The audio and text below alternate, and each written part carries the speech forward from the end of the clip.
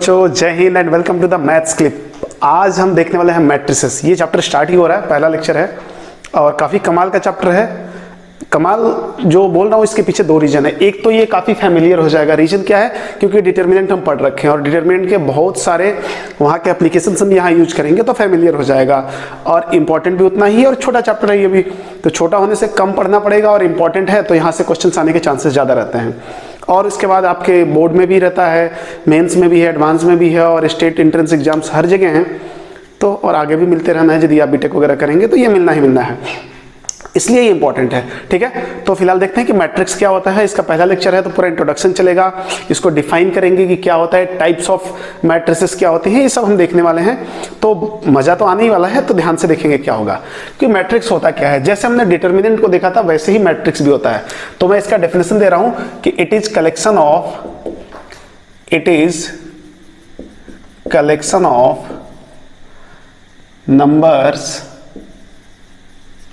numbers in rectangular form।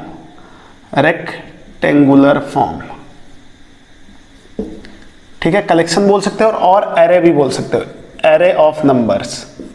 ठीक है, rectangular form. आपको डिटर्मिनेंट याद होगा तो डिटर्मिनेंट स्क्वायर फॉर्म में होता था, ये रेक्टेंगुलर फॉर्म में होगा। तो मतलब क्या हुआ कि यदि मैं इसको रिप्रेजेंट करूं तो क्या करता हूं, देखो ध्यान से, इसको हमेशा कैपिटल ए से रिप्रेजेंट करते हैं लाइक डिटर्मिनेंट। डिटर्मिनेंट को भी हम हमेशा डिटर्मिनेंट का जो नाम होता है या रिप्रेजेंटेशन होता है उसको हम कैपिटल लेटर से रिप्रेजेंट करते हैं।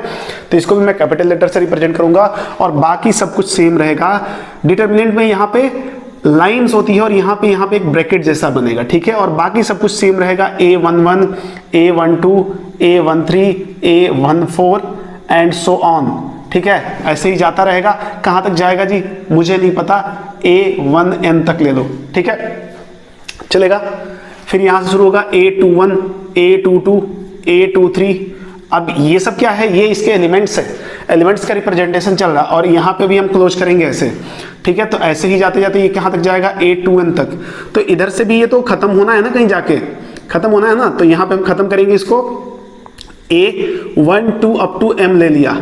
ठीक है, तो M1 AM2 ऐसे ही रहेगा, ये AM3 एंड लास्ट में यहाँ पे क्या मिल जाएगा, AMN। राइट है, मतलब आप बता सकते हो टोटल एलिमेंट्स यहाँ पे कितने हैं। टोटल एलिमेंट्स कितने हैं, देखो यहाँ पे, यहाँ से यहाँ तक n एलिमेंट्स हैं। मतलब एक रो में कितने एलिमेंट हो रहा है, n, और टोटल ऐसे कितने रो हैं, m है ना, 1 2 3 4 अप टू m। तो टोटल एलिमेंट्स कितने हैं यहाँ पे, ये तो बाद में देखेंगे। वैसे total elements will be mn। ठीक है ना, m भी एक नंबर है और n भी एक नंबर है। ठीक है, इसके बाद क्या होता है कि इसको हम इसका ऑर्डर भी लिखेंगे। यहाँ पे ऑर्डर लिखते हैं। ऑर्डर क्या होता है, रो इनटू कॉलम। अच्छा, ये इनटू क्या है, इनटू यहाँ पे मल्टीप्लीकेशन नहीं है, बिल्कुल जैसे आप डिटर्मिनेंट में आपको ऑर्डर लिखना बताया गया था वैसे ही है। ये मल्टीप्लाई नहीं करना, वो रिप्रेजेंटेशन है। तो कितने नंबर ऑफ रोज हैं इसमें, 1 2 3 4 अप टू n। तो n रो है और कॉलम कितने हैं, 1 2 3 4 अप टू m। तो n इंटू m इसका ऑर्डर हो गया। समझ रहे बात को, तो ये ऑर्डर हो गया। तो बिल्कुल डिटर्मिनेंट की जैसे इसको हम रिप्रेजेंट करते हैं कैपिटल लेटर से और जो एलिमेंट्स होते हैं वो होते हैं स्मॉल लेटर से। और this is the order of matrix. ये क्या है, ऑर्डर ऑफ मैट्रिक्स है। ठीक है, ऑर्डर ऑफ मैट्रिक्स क्या है, अभी n क्रॉस m। वहां भी ऐसे कुछ होता था बट वहां क्या होता था, n क्रॉस n ही आता था, क्योंकि वो स्क्वायर फॉर्म में होगा तो ही होगा। तो इसी का एक एक्सटेंडेड वर्जन। आप बोल सकते हो कि ये बड़ा भाई है तो वो छोटा भाई है, और वो छोटा भाई है तो ये बड़ा भाई है, ऐसा आप मान सकते हो। बाकी कुछ खास नहीं है इसमें। ठीक है ना, और इसमें पहली बात, it is not a value like determinant. ये डिटर्मिनेंट जैसा वैल्यू नहीं देता है, it is not a value. ठीक है ना, मैं लिख देता हूं यहाँ पे, पहले ही यहाँ पे एक नोट डाल के लिख देता हूं ताकि आप गलत फहमी ना पालें कि सर इसको भी एक्सप्लेन कर देंगे ऐसे। It is not a value. ठीक है ना, इसका पूरा ऑपरेशन अलग होता है, तो गलतफहमी अपन को निकाल देना है, वैल्यू नहीं देगा। अच्छा, अब बाकी चीजें ये आपको तो पहले से पता है। 1 1 का मतलब क्या हो गया, फर्स्ट वाला जो नंबर है वो रो को रिप्रेजेंट कर रहा है। सॉरी, फर्स्ट वाला, हाँ, रो को रिप्रेजेंट कर रहा है ना, देखो फर्स्ट रो है, और सेकंड वाला कॉलम को रिप्रेजेंट कर रहा है। ठीक है ना, तो हम इसको और रिप्रेजेंट कैसे करेंगे, यदि मैं आपसे बोलूं यहाँ पे कि रिप्रेजेंटेशन ऑफ मैट्रिक्स की बात करता हूं मैं, यहाँ पे रिप्रेजेंटेशन ऑफ मैट्रिक्स की रिप्रेजेंटेशन ऑफ मैट्रिक्स की बात करेंगे तो क्या हुआ, देखो ध्यान से, कैपिटल ए इक्वल टू, अब ये ब्रैकेट आएगा, आप ध्यान से देखें, ऐसा स्क्वायर ब्रैकेट टाइप का, और यहां मैं लिख दूं ए आई जे, देखो तो एलिमेंट्स किस फॉर्म में लिखे हुए, आई जे फॉर्म में लिखे हुए हैं, where i represent row number and j represent column number, ठीक है। और n क्रॉस m लिखो या m क्रॉस n लिखो, मतलब कुछ तो भी ऑर्डर होगा यहाँ पे। कोई बोले सर ये दोनों बराबर हो सकता है क्या? बिल्कुल हो सकता है, ठीक है ना। अच्छा, अब मैंने बोला है कि it is a collection of numbers, तो नंबर क्या क्या हो सकते हैं, तो मैं नोट नंबर 1 ये हो गया ना, नोट नंबर 2 बताता हूं कि नंबर्स, जो नंबर्स होंगे मे बी रियल और इमेजिनरी, मतलब दोनों आ सकते हैं, ठीक है ना। डरना नहीं है इसमें कि इमेजिनरी क्यों आएगा, ठीक है ना। ओमेगा वगैरह आता रहता है इसमें, क्यूब रूट ऑफ यूनिटी जो होता है ना वो भी आता रहेगा, तो ये नंबर्स ऐसे आएंगे, ठीक है। तो अब मैं फिर यहां पे बता दूं आपको, आई क्या बताएगा, आई रिप्रेजेंट क्या बताता है, रोथ नंबर बताता है, ठीक है ना, रोथ नंबर, और जे क्या बताता है, कॉलम्स नंबर, ठीक है ना, कि ये एलिमेंट कौन से रो और कौन से कॉलम को बिलोंग करता है। जैसे मैं आपसे बोलूं कि A31 है, A31 कहां पे होगा, यहां पे होगा कहीं, A31 की बात करें तो A31 का मतलब पहले थर्ड रो में आप जाएंगे, third row and first column, देखो तो ये आएगा क्या, ये देखो यहां पे आएगा ना A31, यहां पे आएगा A31, तो first row, sorry third row, 1 2 third row में, और पहला कॉलम तो ये रहा हमारा एलिमेंट। तो ये सारी बातें हम डिटर्मिनेंट में भी ऑलरेडी देख चुके हैं, तो मुझे नहीं लगता कि यहाँ पे आपको अलग से बताने की कोई जरूरत है। तो ये बहुत बेसिक सी चीजें हैं, ठीक है ना। तो ये मैट्रिक्स को हम ऐसे ही रिप्रेजेंट करते हैं, बाकी इसमें कुछ खास है नहीं। बाकी इसकी प्रॉपर्टीज वगैरह आएंगी, वो अलग की बात है कि हम कैसे डील करते हैं इसको, क्योंकि ये डिटर्मिनेंट की तरह आप ओपन नहीं कर सकते इसको, राइट है ना। तो आई होप इतनी बात आप समझ गए होंगे कि क्या है। अब इसमें और देख लेते हैं क्या है। अब आई की वैल्यू जो है वो मिनिमम क्या हो सकती है, 1 हो सकती है, 0 तो हो नहीं सकती। 1 से बढ़ते हुए कहां तक जा रही है, ये 1 से बढ़ते हुए, मैं बात कर रहा हूं आई की वैल्यू, ये तो क्लियर है, आई और जे मिनिमम 1 होगा, ठीक है ना। तो मैं यहां पे लिख रहा हूं, यहां पे लिख रहा हूं आई की वैल्यू जो होगी 1 या 1 से बड़ी होगी, और कहां तक जाएगी। ऐसे ही जे के लिए भी लिखेंगे हम, जे की वैल्यू 1 या 1 से बड़ी होगी और कहां तक जाएगी। देखो यहां से क्या रिप्रेजेंट कर रहा है, कितने रो है इसमें पता करो, कितने रो है। आई की वैल्यू देखो कहां से बढ़ रहा है, 1 2 3 अप टू m तक जा रहा है। इस केस में m तक जा रहा है, m यहां पे लिखा हुआ है ना, लेकिन यहां पे m पहले लिखा हुआ है, ठीक है ना। तो m यहां पे लेंगे, m यहां पे आएगा, राइट है जी, m यहां पे आएगा, और यहां क्या आ जाएगा, n आ जाएगा। तो ये बात क्लियर होनी चाहिए कि i की वैल्यू मैक्सिमम क्या हो सकती है, m, और मिनिमम क्या हो सकती है, 1 से तो छोटी कैसे ले सकते हो यार, 0 रो तो होगा नहीं कम से कम। अब चूंकि ये तो अपन को काउंट करना है ना, फर्स्ट सेकंड थर्ड, तो इसमें तो कम से कम नेचुरल नंबर से स्टार्ट होता है ना, 1 से स्टार्ट होगा। ये बात हो गई, तो ये मैंने यहीं पे लिख दिया आपको। 2 नोट हम ऑलरेडी डिस्कस कर चुके हैं। थर्ड नोट देखो, ये भी एक नोट में आप ले सकते हो, टोटल नंबर ऑफ एलिमेंट, ठीक है। तो ये भी नोट में आ सकता है, m इंटू n होगा, यदि m रो और n कॉलम हो, या n row and m column हो तो भी चलेगा, कोई दिक्कत नहीं है। थर्ड यहां पे देख लेते हैं, किसने बोला कि m और n बराबर हो सकता है क्या सर, m एंड n बराबर हो सकता है, ऑब्वियस सी बात है, हो सकता है। तो m is equal to n is possible, ठीक है ना। मतलब ये भी गलत ना हो कि सर इसमें बराबर नहीं होगा क्योंकि डिटर्मिनेंट में होता था तो यहां नहीं होगा, ऐसा कुछ नहीं है। तो ये बराबर हो सकता है, ठीक है ना। और एक बता ही दिया हूं कि it is not a value, ठीक है, ये वैल्यू नहीं देता है। तो बस ये इसके रिप्रेजेंटेशन में मुझे नहीं लगता कि इससे ज्यादा कुछ भी है, बट इतना भी समझना जरूरी है, बेसिक समझना, क्योंकि बेसिक नॉलेज रहेगा तभी आप इसको और फर्दर इन्वेस्टिगेट कर पाओगे। इसका पूरा ऑपरेशन करना है ना अभी हमें, तो मुझे नहीं लगता इसमें कोई डाउट होना चाहिए, क्योंकि यदि आपका डिटर्मिनेंट क्लियर है, डिटर्मिनेंट आपने अच्छे से पढ़ा है, तो ये भी अच्छे से हो जाएगा यार, इसमें कोई बड़ी बात नहीं है। तो आप वीडियो पॉज करके इसको लिखो, मैं मिटा रहा हूं, ठीक है। तो एक क्वेश्चन लेते हैं, छोटा सा क्वेश्चन लेंगे। क्वेश्चन क्या दिया हुआ है, आप भी लिखेंगे कि right a matrix A of order 2 into 3, लिखा है right a matrix A of order 2 into 3। यहां पे मुझे एक मैट्रिक्स लिखना है, 2 into 3 का ऑर्डर होगा उसका, ठीक है ना। Right a matrix A of order 2 into 3 where A, ऐसे लिख लो, where A equal to bracket A I J 2 into 3 and A I J equal to 2i plus J, and condition दिया हुआ है A I J equal to 2i plus J. ठीक है, तो ये मुझे मैट्रिक्स बनाना है। 2 इंटू 3 का मतलब समझ रहे हो? देखो मैं लिख रहा हूं यहां पे सॉल्यूशन इसका, समझ लो आप ध्यान से, बहुत बेसिक एग्जांपल है। 2 इंटू 3, रो कितने होने चाहिए? 2 रो होने चाहिए। 2 इंटू 3 का मतलब number of row equal to 2 and column 3 होने चाहिए। तो कॉलम 3 होंगे 1 2 3 कॉलम्स एंड नंबर ऑफ रो 2 होंगे। तो मुझे मैं पहले यहां पे लिख लेता हूं, यहां पे क्या आएगा A11 A12 A13 और A21 A22 A23, यही होगा, यही मैट्रिक्स है हमारा। देखो 2 रो है हमारे पास और 3 कॉलम है। बोला लेकिन एलिमेंट्स में कंडीशन ये वाली सेटिस्फाई होनी चाहिए, क्या? A11 के लिए तो हमने बोला फॉर A11 आई की वैल्यू 1 और j की वैल्यू 1, तो यहाँ i की वैल्यू 1 रखेंगे और j की वैल्यू 1 रख दिया, तो क्या हो जाएगा 2 + 1 एंड दैट विल बी 3। ऐसे ही A12, अब ये तो बेसिक हो गया यार, बच्चों वाली कहानी हो रही है यहाँ पे। फिर i की वैल्यू 1 और j की वैल्यू 2 आ जाएगी, तो 2 × 1 2 + 2 दिस इज 4। A13 चाहिए तो 2 प्लस j की जगह 3, तो ये 5 हो जाएगा। ऐसे ही A21 करेंगे, 21 में i की वैल्यू 2 रखेंगे, तो ये क्या हो जाएगा 4 और +1, यही हो जाएगा ना, 4 + 1 दिस इज 5। A22 में ये तो 4 ही रहेगा और ये +2 हो जाएगा 6 एंड A23 में ये क्या हो जाएगा 4 + 3 दिस इज 7। तो ये हमारे पास टोटल क्या आ गए? एलिमेंट्स आ गए इसके।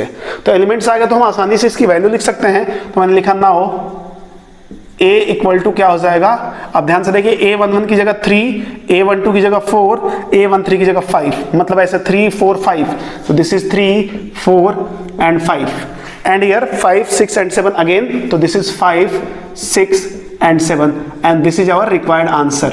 आई hope you can understand. Okay, समझ में आ गया होगा आपको, क्योंकि कुछ नहीं था, ये कंडीशन सेटिस्फाई करना था इस क्वेश्चन में कि ए आई जे किस बिहाफ पे लिखोगे 2i + j, और ये क्या आपको बता दिया था कि ऐसा ही मैट्रिक्स आपका बनेगा।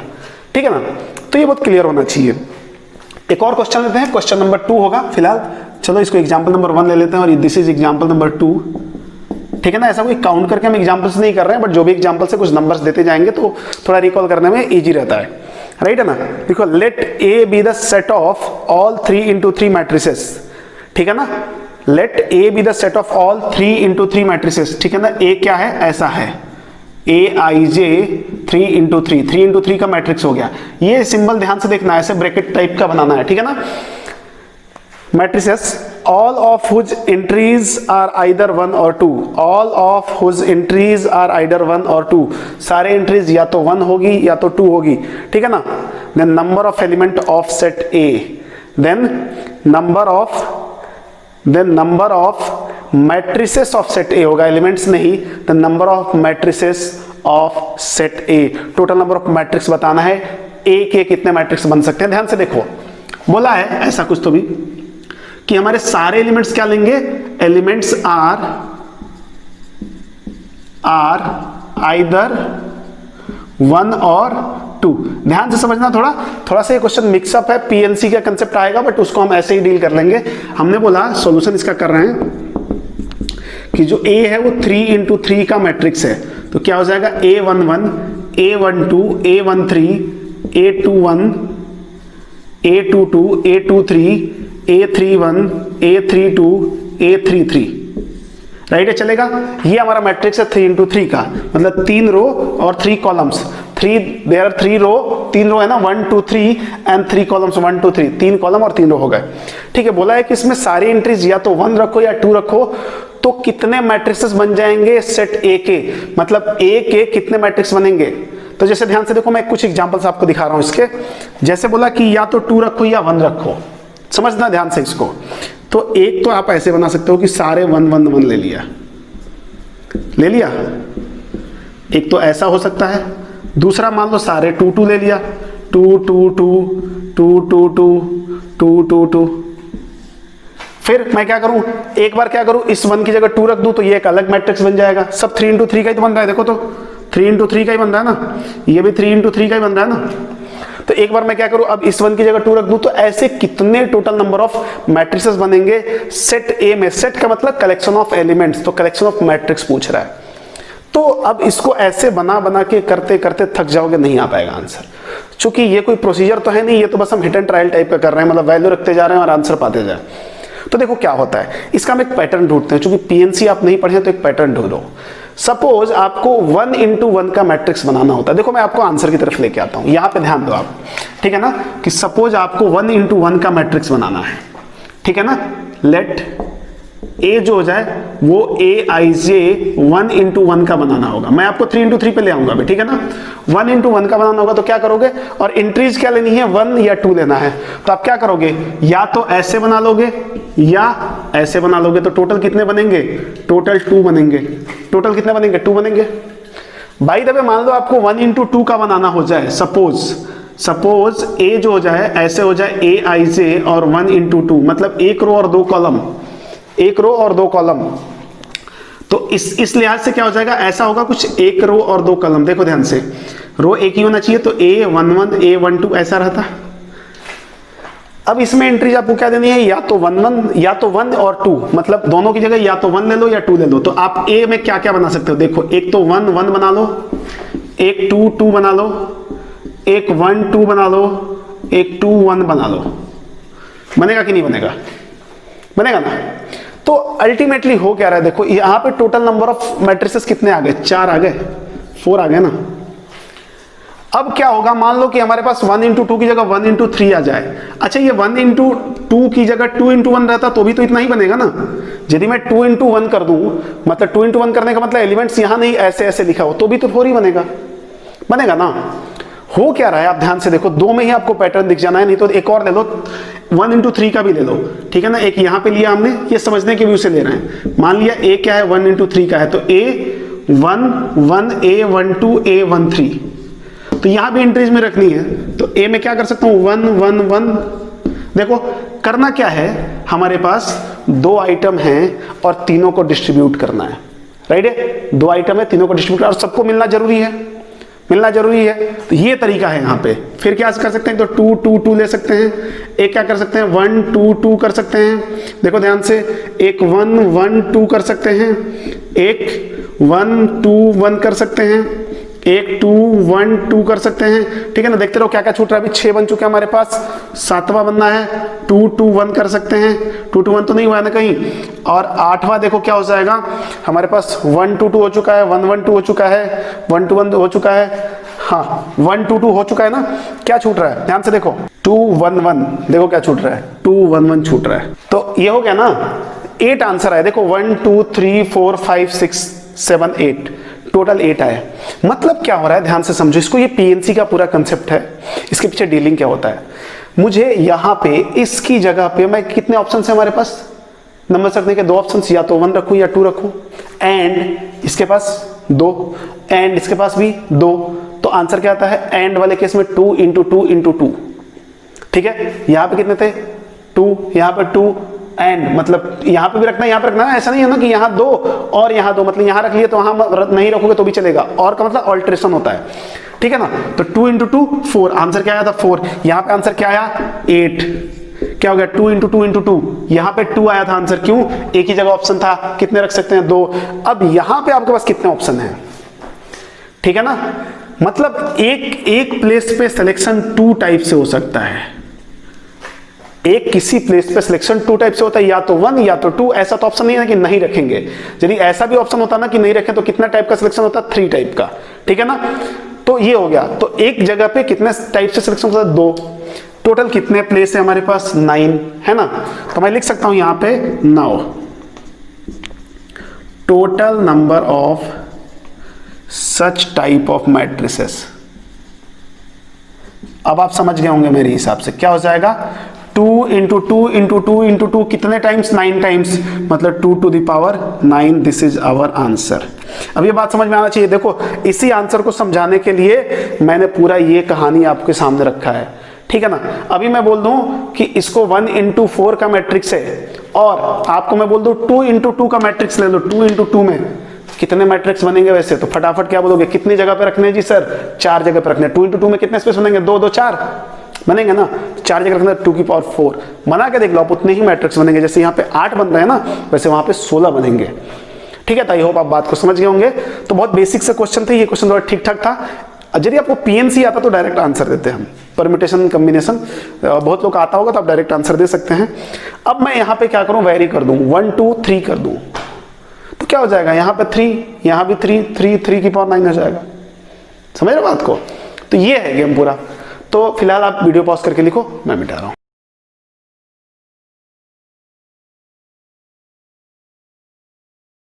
तो अब देखने वाले टाइप्स ऑफ मैट्रिसेस। ये पूरा इंट्रोडक्शन पार्ट था कि मैट्रिक्स को कैसे रिप्रेजेंट करेंगे, कैसे डील करेंगे, और बहुत कुछ डिटर्मिनेंट जैसा देख के आपको लगेगा, बट गलती नहीं करना, यानी कि पूरी डिटर्मिनेंट के फॉर्म में इसको भी सॉल्व कर दो, ऐसे नहीं होता है, ठीक है। तो ये ध्यान रखेंगे आप, जो बातें बताई जा रही है बस उसको दिमाग में डालते जाओ, ठीक है ना। अब हम देखने वाले हैं types of matrices, types of matrices, ठीक है ना। ध्यान देंगे, ये काफी इंपॉर्टेंट है, क्योंकि अब धीरे धीरे हम क्या होगा, इसकी प्रॉपर्टी की तरफ बढ़ेंगे, इसकी प्रॉपर्टी की तरफ बढ़ेंगे, तो ये सारी चीजें हमारे लिए एक अलग रोल प्ले करेगी। तो जरूरी है कि आप इसको समझ के रखें, नहीं समझेंगे तो परेशानी हो जाएगी। सबसे पहले हम देखेंगे रो मैट्रिक्स, ठीक है ना। पहला हमारा हो जाएगा रो मैट्रिक्स, ठीक है ना। नाम से ही पता है इसमें, ठीक है ना, नाम से ही आपको पता चल रहा है कि केवल और केवल एक रो होगा इसमें, ठीक है ना। तो मैं पूरा डिटेल में आपको इसका डेफिनेशन नहीं लिखवा रहा हूं, आप खुद से लिख सकते हैं, मैं केवल शॉर्ट में लिखवा दूंगा यहाँ पे, ओनली वन रो, ठीक है ना। मान लो यहाँ पे लिख दिया एग्जिस्ट, ठीक है। तो आप पूरा डिटेल में लिख सकते हैं कि matrix is called row matrix if it have only one row, ठीक है ना। ऐसे लिख लो, जो बड़ा बड़ा लिख लो, खूब बड़ा बड़ा लिखो, कोई फर्क नहीं पड़ता, बट मुझे नहीं लगता कि बहुत बड़ा बड़ा लिखने की जरूरत है, कंसेप्ट बिल्ड करने की जरूरत है, ना कि ये लैंग्वेज तो कोई भी लिख लेता है। मतलब क्या होगा, यदि मैं इसका एग्जांपल आपके सामने दूं तो केवल एक ही रो होना चाहिए, तो मैं एग्जांपल ऐसे दे सकता हूं 1 2 3 4। देखो एक ही रो है ना, कितना रो है, एक कॉलम कितना भी हो सकता है, कॉलम पे कोई रिस्ट्रिक्शन नहीं है, ठीक है। मान लिया ये A1 है, मैं A2 भी दे सकता हूं आपको, और वो दे सकता हूं A B C D E F, चलेगा, ये भी है। ऑर्डर लिखेंगे तो इसका तो क्या हो जाएगा, 1 into 4 का हो जाएगा, एक रो है और कितने कॉलम है, 1 2 3 4 कॉलम्स हैं। यहाँ पे क्या हो जाएगा, 1 into 6 हो जाएगा। तो आप ये देखो इसमें कि इसमें ऑर्डर का जो पहला एलिमेंट है ना, यदि मैं m क्रॉस n बोलूँ तो वो हमेशा 1 रहेगा। तो मैं बोलूँगा कि order of row matrix, order of row matrix कितना हो जाएगा जी, मैं बोल दूँ 1 into m रहेगा हमेशा, या 1 into n रहेगा, ठीक है ना। Where m belongs to natural number, ठीक है ना। m की वैल्यू कुछ भी हो सकती है, यहाँ 6 है, यहाँ 4 है, जरूरत होगी तो आप 1 भी लिख सकते हो, ठीक है ना। कोई बोले सर ये मैट्रिक्स यदि मैं A3 ले लूँ तो ये मैट्रिक्स क्या है, ये रो है या कॉलम है, ये दोनों में आ जाएगा। ये देखो 1 into 1 का है, इसमें एक ही रो है और एक ही कॉलम भी है, ठीक है ना। तो कोई दिक्कत नहीं है, उससे ये बात बिल्कुल क्लियर होनी चाहिए कि रो मैट्रिक्स में केवल और केवल एक रो होगा। यदि सिंगल रो वाली कोई भी मैट्रिक्स है तो उसे हम रो मैट्रिक्स बोलेंगे, ठीक है ना। तो सिमिलरली यदि मैं सेकंड वाले की बात करूं तो ये होता है कॉलम मैट्रिक्स, ठीक है। कॉलम मैट्रिक्स का डेफिनेशन अब आप क्लियरली समझ गए होंगे कि कॉलम मैट्रिक्स इसको बोलेंगे, ऐसा मैट्रिक्स जिसमें केवल और केवल एक कॉलम है, केवल और एक कॉलम हो, बिल्कुल ऐसा ही है, ठीक है ना। ओनली वन कॉलम एग्जिस्ट, ठीक है ना, एक ही कॉलम रहता है। मैं बार बार बोल रहा हूं कि मैं डेफिनेशन पूरा ऐसे नहीं लिखवा रहा हूं जैसे लैंग्वेज की फॉर्म में, चूंकि language is not a important part, ठीक है। तो देखो एक कॉलम होगा तो बिल्कुल ऐसा ही है कुछ। तो यदि मैं इसका एग्जांपल दूं आपके सामने तो क्या करेंगे, मान लो इसको मैं x मान लेता, तो क्या करना होगा आपको, ऐसे लिखना होगा 2 4 6, एक ही कॉलम है बट नंबर ऑफ रोज कितने हो गए 3, और कॉलम कितना हो गया 1 हो गया। मान लो एक और ले लूँ तो वो क्या हो जाएगा, यहाँ पे 1 3 5 9, तो इस बेसिस पे ये क्या हो जाएगा 4 into 1। तो देखो कॉलम मैट्रिक्स में तो बहुत क्लियर है ना इसमें भी, कि इसमें जो सेकंड वाला ऑर्डर का एलिमेंट होता है ये क्या हो जाएगा 1 हो जाएगा। तो हम इसको भी बोल सकते हैं कि ऑर्डर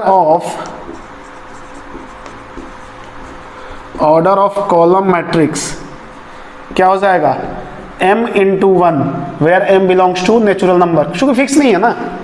तो देखो बोल रहा था ना कि इसके बारे में क्या बोलोगे, ये कॉलम है या रो है, तो दोनों में आ सकता है, दोनों में काम करेगा वो, ठीक है। तो अच्छा है ना, वो दोनों में काम करेगा, तो जब जरूरत होगा देखेंगे। अच्छा जरूरी नहीं कि यहाँ भी 1 हो, यहाँ 5 हो जाए 10 हो जाए, एलिमेंट 1 होना चाहिए, ठीक है ना। तो ये हो गया हमारे पास, अब 2 हो गए।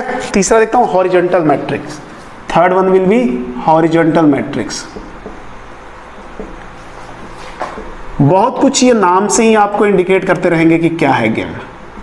हॉरिजॉन्टल मैट्रिक्स, सबसे पहले आपको मैं इसका एक फोटो बनाता हूँ, मतलब एग्जांपल बनाता हूँ। फोटो का मतलब एग्जांपल है, ठीक है ना, यहाँ कुछ और मैं कारीगरी नहीं कर रहा हूँ। तो ए क्या हो जाएगा, हॉरिजॉन्टल है। हॉरिजॉन्टल का मतलब थोड़ा सा लंबा दिखना चाहिए ना, लंबा दिखना चाहिए, तो ले लो ना 2 4 8 9 1 3 -1 0 दिख रहा है ना हॉरिजॉन्टल। मतलब क्या हुआ कि नंबर ऑफ कॉलम्स जो होने चाहिए ना, नंबर ऑफ रोज से ज्यादा होने चाहिए। नंबर ऑफ कॉलम जो होने चाहिए वो नंबर ऑफ रो से ज्यादा होने चाहिए। देखो नंबर ऑफ रो कितना है 2, नंबर ऑफ कॉलम कितना है। यदि नंबर ऑफ कॉलम ज्यादा होगा तो हॉरिजॉन्टली ये लंबा दिखेगा, ठीक है ना। तो क्या बोल सकते हैं इसमें हॉरिजॉन्टल मैट्रिक्स में, if number of rows is greater than number of column, sorry गड़बड़ हो गया ना, number of column is greater than number of row, number of column is greater than number of rows. बात समझ गए होंगे आप, ठीक है ना। तो ऐसा कोई भी मैट्रिक्स जिसमें कॉलम, जो कॉलम के नंबर से वो ज्यादा हो या नंबर ऑफ कॉलम्स ज्यादा हो नंबर ऑफ रो से, तो वो हॉरिजॉन्टल हो जाएगा, ठीक है ना। तो इसी बिहाफ पे मैं यदि आपसे पूछूं कि वर्टिकल मैट्रिक्स क्या होगा, तो बता सकते हैं आप वर्टिकल मैट्रिक्स। अब ये तो देखो क्या है ना, ये तो रिक्शा वाला भी बता देगा इसको देख के कि वर्टिकल मैट्रिक्स क्या होगा। अरे वो मैट्रिक्स जो वर्टिकल हो तो नंबर ऑफ रोज ज्यादा होंगे। बना के देख लो पहले, मान लिया यहाँ पे एक्स ले लिया, तो क्या लेना पड़ेगा 1 3 5 7 9 2 3 2 4 1 0 1। देखो तो लंबा दिख रहा है ना, इधर और भी ले सकते हो, कोई दिक्कत नहीं है। तो ये इसका ऑर्डर क्या है, इधर तो 4 और इधर 3 1 2 3। तो देखो number of row is greater than number of column आ गया ना। यहाँ पे क्या मिला आपको, number of rows greater than number of columns. तो इसमें कुछ नया तो है नहीं, कुछ भी तो नया तो नहीं है समझने का। तो फिर किसी ने बोला सर इसके बारे में क्या ख्याल है, ये हॉरिजॉन्टल है या वर्टिकल है। ऑब्वियस ही बात है, तो अकल लगाओ ना वहां से, क्या है ये हॉरिजॉन्टल ही है, ये वर्टिकल है। तो बोलोगे कि फिर सर तो ये कॉलम मैट्रिक्स और वर्टिकल मैट्रिक्स सेम हो गए क्या, जी नहीं, जी नहीं। देखो कॉलम मैट्रिक्स की खासियत है केवल एक कॉलम होना चाहिए। तो every column matrix is vertical but every vertical matrix is not a column matrix, ठीक है ना।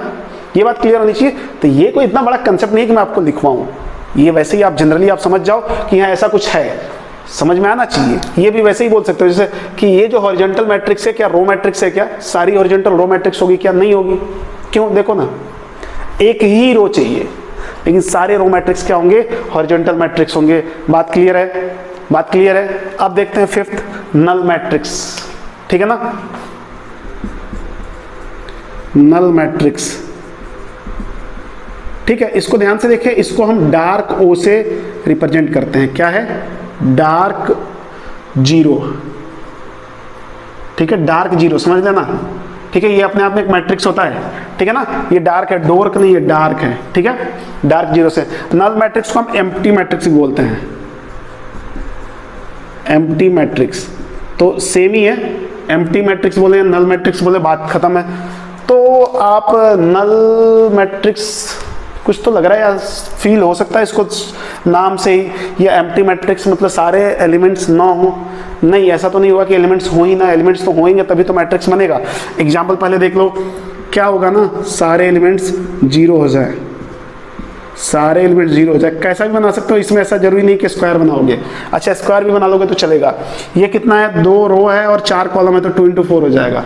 तो क्या बोलोगे, all entries are 0. If all entries of a matrix is 0, then this type of matrix is called null matrix. तो क्या बोलेंगे यहाँ पे, all entries या all elements या all जो भी लिखना है, all elements are 0।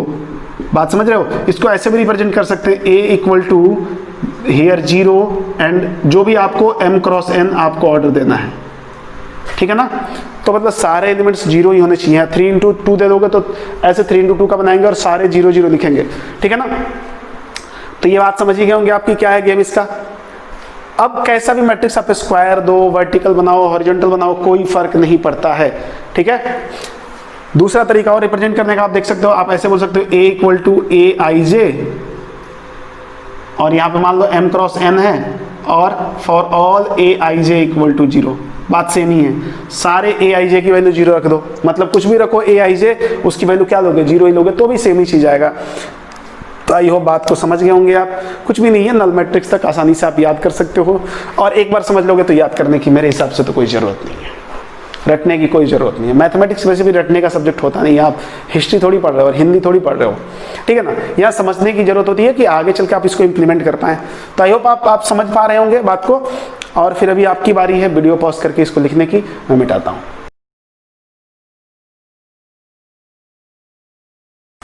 6th point लेते हैं। 6th जो टाइप ऑफ मैट्रिक्स है, 6th जो है इंपॉर्टेंट कहीं से यही से हो जाता है, स्क्वायर मैट्रिक्स, ठीक है ना। इंपॉर्टेंस स्टार्ट यही से होती है, क्योंकि देखो अभी स्क्वायर मैट्रिक्स में क्या होगा, यहाँ से डिटर्मिनेंट का भी रोल आता है। यहाँ पे मैट्रिक्स में भी डिटर्मिनेंट का थोड़ा सा रोल है, इनवर्स वगैरह निकालने में हम यूज करेंगे, डोंट वरी, वहाँ पे देखेंगे हम।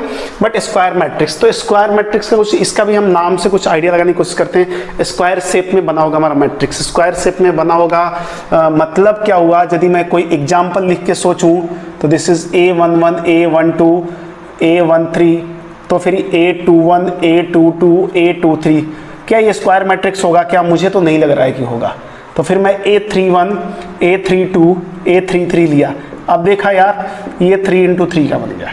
अब ये स्क्वायर फॉर्म में देख रहे हैं, जितने रो उतने कॉलम्स, जितने रो उतने कॉलम, मतलब if number of rows equal to number of column, number of rows equal to number of columns, तो क्या हो जाएगा, उस टाइप के मैट्रिक्स को हम क्या बोलेंगे, स्क्वायर मैट्रिक्स बोलेंगे। बहुत इजी है, बहुत इजी है, आराम से देखो, फील करो ना कि हम किस चीज की बात कर रहे हैं, ठीक है ना। टू द पॉइंट बात करेंगे, ऐसे फालतू का बकवास नहीं करेंगे।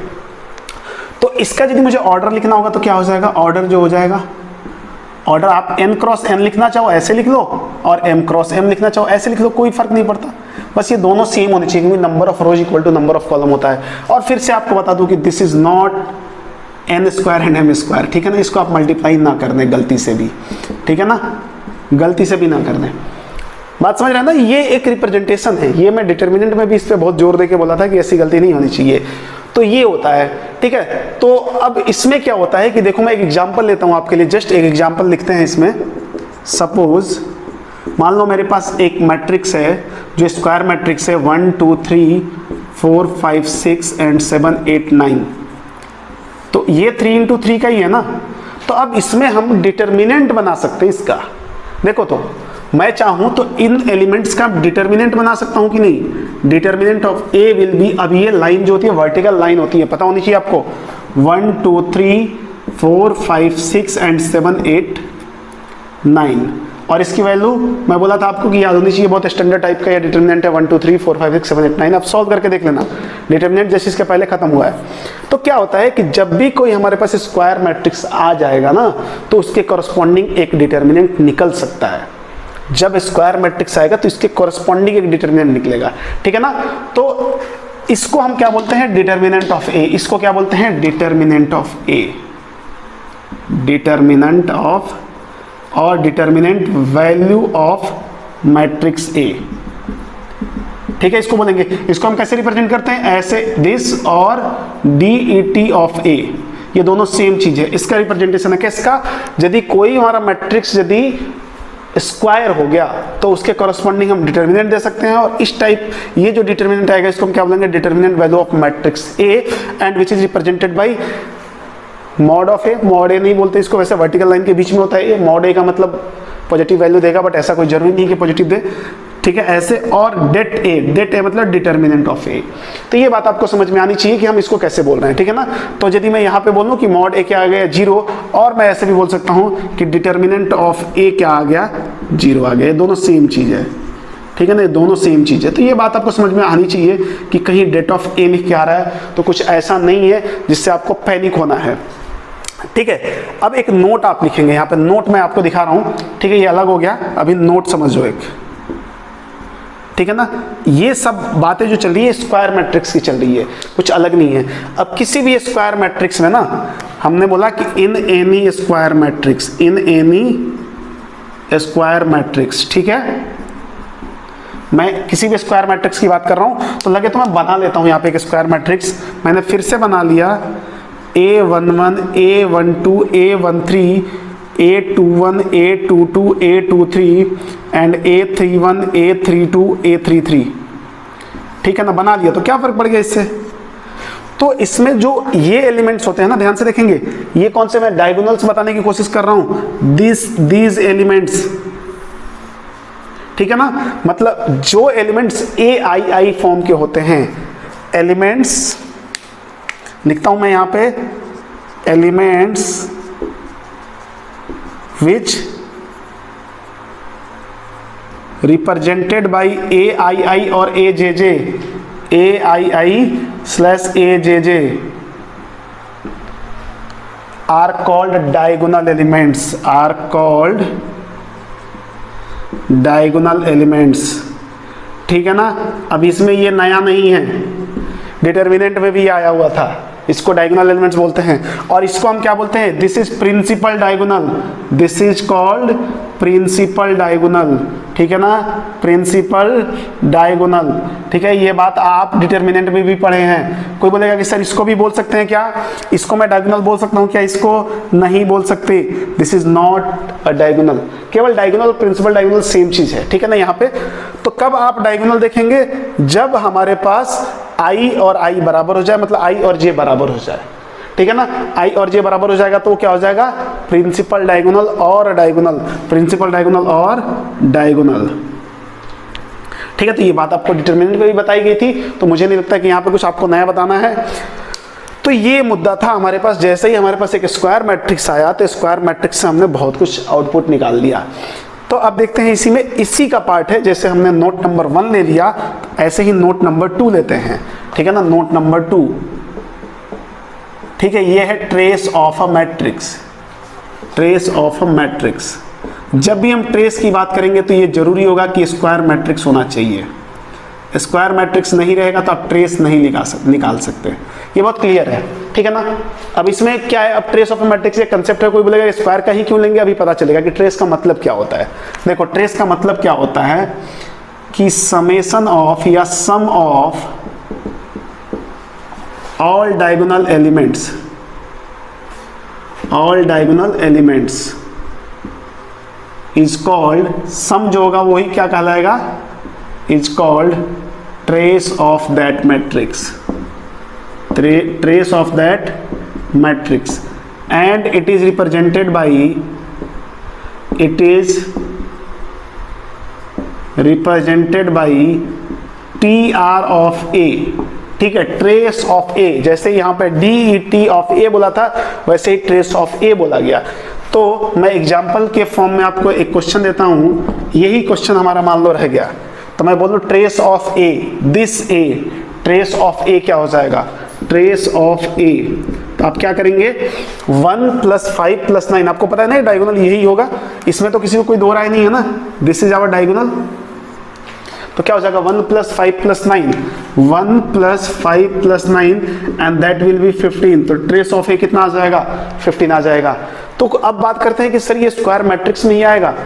देख लेते हैं। मान लो हमारे पास यहाँ पे, मान लो लेट एक दूसरा मैट्रिक्स है बी, और वो ऐसे हो गया 2 3 5 0 1 2, ठीक है। आप देख रहे हैं इसको, ये स्क्वायर नहीं है ना, देखो तो स्क्वायर तो मुझे तो नहीं दिख रहा स्क्वायर, ठीक है, क्योंकि ये 2 × 3 का है। तो वैसे ही ऑर्डर देख के हमने बता दिया कि स्क्वायर नहीं है। डायगोनल से निकाल पाएंगे क्या इसका, क्या होगा डायगोनल, क्या ऐसे लिखोगे क्या डायगोनल, ये डायगोनल है क्या, ये तो A11 है और ये क्या है A23 है, this is A23 and this is A11। चलो A11 का तो समझ में आ गया, A23 सेटिस्फाई नहीं कर रहा है ना डायगोनल की कंडीशन को। डायगोनल की कंडीशन क्या होता है, I और J होना चाहिए, मतलब यहाँ पे दोनों ही I और J बराबर होना चाहिए। I J या I = J ऐसे भी बोल लो तो सेम चीज है ना।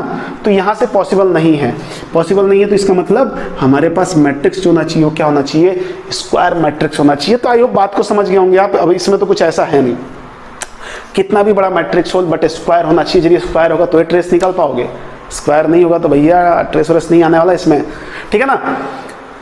तो लिख लो, फिर वीडियो पॉज करके लिखो, मैं मिटाता हूँ। तो 7th देखते हैं। 7th one is diagonal matrix. Diagonal matrix, ठीक है ना। मुद्दा समझें क्या है डायगोनल मैट्रिक्स, केवल और केवल डायगोनल एलिमेंट्स होंगे, बाकी सारे जीरो होंगे, ठीक है ना। अब डायगोनल होंगे मतलब डायगोनल तभी आएंगे जब मैट्रिक्स स्क्वायर होगा। तो इफ, मैं इसका डेफिनेशन लिख रहा हूं, इफ ऑफ डायगोनल एलिमेंट्स, देखना ऑफ डायगोनल मतलब डायगोनल के अलावा, of diagonal elements of N E square matrix become zero, then that matrix is called, वैसे मैं लिख रहा हूं बट मेरा मन बिल्कुल नहीं है कि ये डेफिनेशन आपको ऐसे लिख लिख के मैं बताता रहूं, आपको खुद से समझ के लिख लेना चाहिए। Matrix is called diagonal matrix, ठीक है। तो इस टाइप के मैट्रिक्स को हम डायगोनल मैट्रिक्स बोलेंगे, मतलब ऑफ डायगोनल एलिमेंट्स जीरोस हैं। तो सबसे पहली बात तो ये क्या होना चाहिए, स्क्वायर मैट्रिक्स होना चाहिए। क्यों स्क्वायर मैट्रिक्स होगा तभी डायगोनल्स आएंगे, नहीं तो नहीं आएंगे। तो मैं इसका एग्जांपल देता हूं कि डायगोनल मैट्रिक्स का हम एग्जांपल कैसे लिखेंगे, ठीक है। एग्जांपल देखें आप, तो क्या करना है, इसमें सारे ऑफ डायगोनल एलिमेंट्स को जीरो कर दो। तो यहाँ 2 ले लिया, 0 0 0 3 0 0 0 -1। देखो सारे ऑफ डायगोनल एलिमेंट्स जीरो हैं डायगोनल एलिमेंट्स को छोड़ के। तो ये भी बोल सकते हो आप आसानी से कि a matrix in which only diagonal elements is non-zero else all elements become zero, मतलब बाकी जीरो होना ही चाहिए। को बोले सर ये 0 0 हो जाए तो डायगोनल है कि नहीं, बिल्कुल है, बिल्कुल है। होना क्या चाहिए, इधर 0 0 होना ही चाहिए, इधर कुछ भी हो सकता है। ये जो मैंने गोला बनाया ना, घेरा है ना ऐसे, लक्ष्मण रेखा जो ये है, इसके बीच के सारे एलिमेंट कुछ भी हो सकते हैं। बस ये ध्यान रखना है कि इधर और ऑफ डायगोनल एलिमेंट्स जीरो होने चाहिए। ऑर्डर क्या है इसका, 3 × 3। हमेशा मैट्रिक्स का ऑर्डर लिखें, डिटर्मिनेंट में ऑर्डर की जरूरत नहीं होती है क्योंकि वो हमेशा स्क्वायर होता है। बट यहाँ ऐसा कुछ नहीं है, यहाँ कभी स्क्वायर होगा, कभी हॉरिजॉन्टल होगा, कभी वर्टिकल होगा, कभी पता नहीं होगा क्या होगा, ठीक है ना। इसको हम ऐसे भी रिप्रेजेंट करते हैं, इसको ऐसे भी रिप्रेजेंट करते हैं, DIAG, ठीक है ना, ऐसे लिखेंगे। A इक्वल टू, ध्यान से देखिए, A इक्वल टू DIAG 2 3 -1, 2 3 -1। और ऐसे भी लिखेंगे A इक्वल टू DIAG ऐसे 2 3 -1, ठीक है। तो आप ये समझ जाएंगे कि डायगोनल में 2 3 -1 देना है और बाकी सारे एलिमेंट्स जीरो रख देना है, बाकी सारे एलिमेंट्स जीरो रख देना है, ठीक है ना। तो ये बात समझ रहे होंगे आप आसानी से। अच्छा, इसमें अब मैं आपसे एक क्वेश्चन पूछूं, ठीक है, कि मान लिया कि let for a square matrix of order n cross n, ठीक है, ठीक है। देखें ध्यान से, पहला क्या है, टोटल नंबर ऑफ एलिमेंट्स, पहला टोटल नंबर ऑफ एलिमेंट्स। तो ये तो रिक्शा वाला भी बता देगा, मेरे घर में बाई जो काम करती है वो भी बता देगी इसको। क्या होगा, अरे देखो ना इसमें कितने 3 × 3 9 है ना, 4 × 4 होगा तो 16 होगा, तो n × n क्या हो जाएगा, n स्क्वायर हो जाएगा, ठीक है। सेकंड बोलता हूं मैं, total number of diagonal elements, या टोटल नंबर ऑफ, पहले डायगोनल एलिमेंट्स बताएं, total number of diagonal elements, ठीक है। n × n में कितने डायगोनल एलिमेंट्स आएंगे, अरे 3 × 3 में 3 आएगा, 2 × 2, ये देखो इसको भूल जाओ, ये 2 × 2 में 2 आएगा, 4 × 4 में 4 आएगा, तो n × n में कितना आएगा, n आएगा। तो मैं थर्ड बोलूं कि total number of diagonal elements बताओ, total number of diagonal elements बताओ। तो क्या बताएंगे, ऑफ डायगोनल एलिमेंट्स, समझ रहे हो ना, डायगोनल वाला छोड़ के, क्या डायगोनल वाला छोड़ के, अरे तो टोटल तो n स्क्वायर है और डायगोनल वाला n है, हटा दो, टोटल में से इसको हटा दिया, टोटल में से इसको हटा दिया, तो ऑफ डायगोनल बच गया, ठीक है ना। अब देखो, अब मैं बात कर रहा हूं इस टाइप के, मतलब डायगोनल मैट्रिक्स की, total number of distinct entries, total number of distinct entries in diagonal matrix. समझना मैं क्या पूछ रहा हूं, इन डायगोनल मैट्रिक्स, समझने की बात है। बोला अलग अलग टाइप की कितनी एंट्री दे सकते हो, मतलब अलग अलग टाइप के कितने नंबर्स वहां इन्वॉल्व हो सकते हैं। हमने बोला यार देखो, ऑफ डायगोनल तो जीरो ही रहेंगे, तो एक टाइप के नंबर्स तो जीरो होते हैं ना, ये तो इधर जीरो ही रहेंगे, वेरिएशन बस इसमें कर सकते हो अलग अलग। तो एक टाइप का नंबर इधर है और इधर कितने, जितने डायगोनल में एलिमेंट्स होंगे उतने अलग अलग दे सकते हो। तो टोटल डायगोनल में कितने होते हैं, टोटल डायगोनल में n एलिमेंट्स होते हैं, तो यहाँ पे n अलग अलग एंट्रीज दे सकते हो। अलग अलग एंट्रीज का मतलब तीनों अलग अलग नंबर्स हों, ठीक है ना। और बोला है टोटल नहीं, टोटल मैक्सिमम नंबर, टोटल में नहीं होगा, यहाँ पे टोटल तो कुछ भी नहीं होता है, मैक्सिमम होगा, ठीक है ना। तो यहाँ हम अलग अलग 3 दे दें और ये एक 0 तो फिक्स है, तो 4 हो गए ना इस केस में। अब यदि मैं 4 × 4 का करूँ तो यहाँ अलग अलग 4, डायगोनल में अलग अलग 4 और एक 0 5, मतलब जितने डायगोनल के एलिमेंट्स होंगे उससे एक ज़्यादा, तो क्या हो जाएगा n+1, राइट है। तो ये बात आपको समझ में आनी चाहिए कि हम क्या कर रहे हैं इसमें, ठीक है। तो इसको समझ लो, बहुत बड़ी बात नहीं है, कुछ 30 मार्क, मतलब इसमें रॉकेट साइंस तो है नहीं कि 30 मार्क वाला काम करना हमें। तो हमने डायगोनल एलिमेंट्स देख लिया, अब डायगोनल एलिमेंट्स और सॉरी डायगोनल मैट्रिक्स देख लिया। डायगोनल मैट्रिक्स के बाद हम 8th पे जाते हैं and that is scalar matrix, ठीक है ना। स्केलर मैट्रिक्स की बात करते हैं, ठीक है।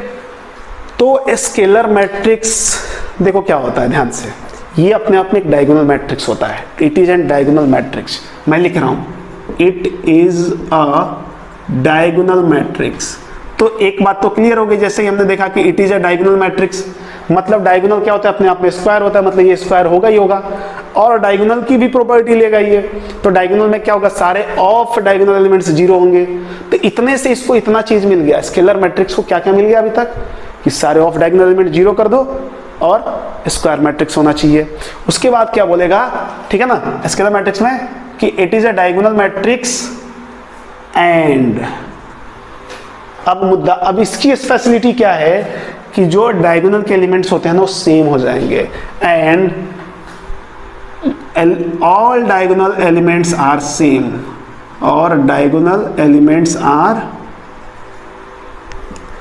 सेम, मतलब एक ही जैसा रखना पड़ेगा आपको, ठीक है। अच्छा देखो, इसको और एक तरीके से रिप्रेजेंट करते हैं इसमें, ठीक है ना। डायगोनल मैट्रिक्स के लिए जो छूट गया था, कुछ दिक्कत नहीं है, A = Aij, ठीक है, जो भी n × n आपको देना ही पड़ेगा, where Aij is equal to 0 if I is not equal to j। समझ रहे बात को, मतलब जहां पे i और j बराबर नहीं होगा वहां 0 देना है आपको। क्यों, इसी में तो i और j बराबर होता है ना, डायगोनल एलिमेंट्स में i और j बराबर होता है कि नहीं। तो जहां पे नहीं होगा वहां 0 देना पड़ेगा। देखो यहाँ पे नहीं होता है, वहां 0 दिया हुआ है, तो ये ऐसे भी बना सकते हैं, बहुत बड़ी बात नहीं है, ठीक है ना। कोई बहुत ऐसा कंसेप्ट नहीं छूट गया था जिससे मतलब तूफान आ जाए, ठीक है ना। तो all diagonal elements are same. तो मैं यहाँ पे एग्जांपल दे सकता हूँ, बहुत आसानी से दे सकता हूँ। बार बार मैं 3 × 3 का मैट्रिक्स क्यों ले रहा हूँ, क्योंकि ज्यादातर 3 × 3 का आता है, डिटर्मिनेंट भी आता है, इसलिए ले रहा हूँ। तो यहाँ पे यदि मैंने 4 दे दिया और यहाँ 0 0, तो यहाँ पे 0 4 0 और 0 0 4, ये भी 3 × 3 का होगा। तो पहली बात स्क्वायर है, डायगोनल है, और सारे एलिमेंट्स सेम हैं, सारे एलिमेंट्स सेम है ना। बात क्लियर हो गई। तो ये क्या हो जाएगा, स्केलर मैट्रिक्स हो जाएगा। सारे एलिमेंट्स मतलब डायगोनल के सारे एलिमेंट्स की बात कर रहा हूँ मैं, ठीक है ना। तो ये क्या है, स्केलर मैट्रिक्स है, ठीक है। तो बहुत क्लियर है। अब इसमें, अब बाकी सारी चीजें इसमें क्या होगा, अब ये सारी चीजें पूछो तो उसमें थोड़ी सी वेरिएशंस आएंगी, ये सब कुछ तो सेम ही रहेगा। ये क्या होगा, maximum number of distinct entries, एक इधर और एक टाइप का इधर, 2 number of, total number of maximum distinct entry कितने हो जाएंगे, 2 हो जाएंगे, ठीक है ना, क्योंकि यहाँ वेरिएशन खत्म हो गया ना, इसलिए। अब देखते हैं हम 9th, and that will be unit matrix, ठीक है। यूनिट मैट्रिक्स की बात करेंगे। तो क्या होता है यूनिट मैट्रिक्स, ये बात समझना आप, राइट है। तो यूनिट मैट्रिक्स भी नाम से, और अच्छा यूनिट मैट्रिक्स को आइडेंटिटी मैट्रिक्स भी बोलते हैं, आइडेंटिटी मैट्रिक्स, ठीक है। यूजुअली आई से रिप्रेजेंट करते हैं, ठीक है, आई से रिप्रेजेंट करते हैं। क्या होता है, बात से कुछ समझ में आ रहा है, यूनिट मतलब 1, आइडेंटिटी, ठीक है ना। होता क्या है, देखो ध्यान से, इट इज, मैं देखो कैसे रिलेट कर रहा हूं, मैं सीक्वेंस कैसे बता रहा हूं, it is a scalar matrix, it is a type of scalar matrix, it is a type of scalar matrix. तो जैसे ही आपने टाइप ऑफ स्केलर मैट्रिक्स देख लिया, तो एक चीज तो क्लियर हो गई कि स्केलर है तो डायगोनल होगा, डायगोनल है तो स्क्वायर होगा, तो स्क्वायर तो होगा ही होगा, क्लियर हो गया कि स्क्वायर होगा। अब स्केलर है, स्केलर की प्रॉपर्टी होगी इसमें, सारे ऑफ डायगोनल एलिमेंट्स 0 होंगे और डायगोनल एलिमेंट्स सेम होंगे, बट डायगोनल एलिमेंट्स सेम में क्या होगा, डायगोनल एलिमेंट्स 1 होंगे, एंड ऑल डायगोनल एलिमेंट्स